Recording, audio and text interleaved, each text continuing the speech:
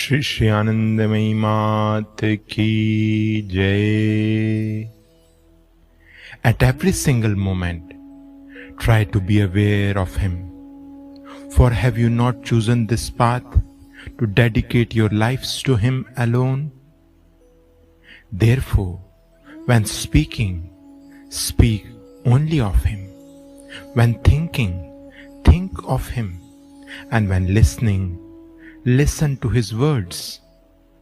Further, each one of you must try to keep a diary so as to check your mind from turning outwards. This may also make you watchful and be helpful to you in your endeavor. In order to make one's lives beautiful and to fill the new life with a new current, those who are pilgrims on this path must develop great inner strength, energy, mobility, and swiftness.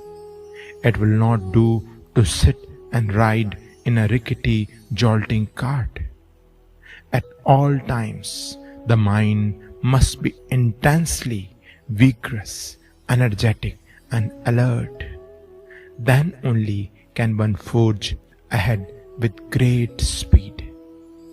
Remember that everyone has to mold his or her own life. Accept cheerfully whatever he may bestow on you or take away from you. Question: a French lady.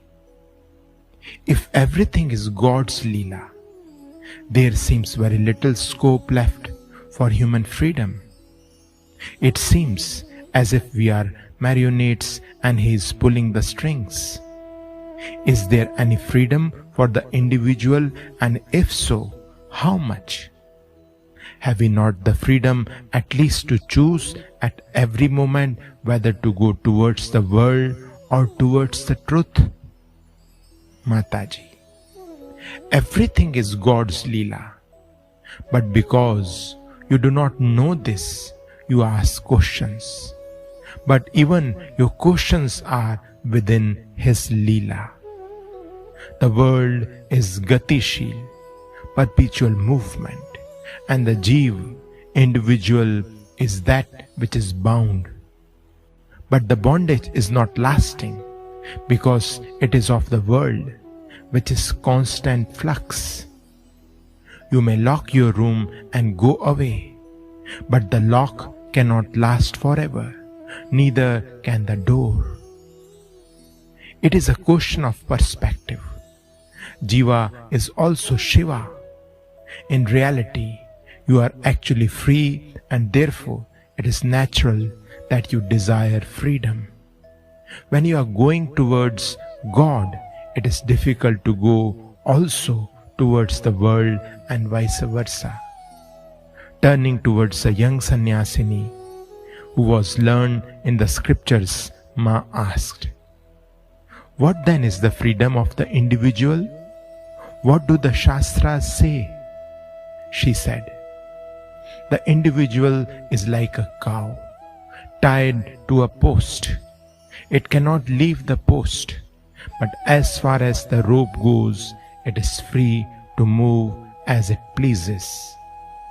Mataji, yes, this is a very beautiful analogy. But when the individual makes use of the whole of his willpower in anything that he undertakes, he gets into touch with the Mahashakti, supreme power. And then where is the boundary? Just as when a tree is planted, it is surrounded by a boundary of bricks or a fence. But when it grows strong, it breaks the boundary and grows beyond it.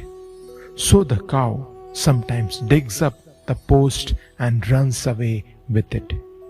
In some cases, the Guru may destroy the boundary. Sri Anandamayi Ma ki Jai.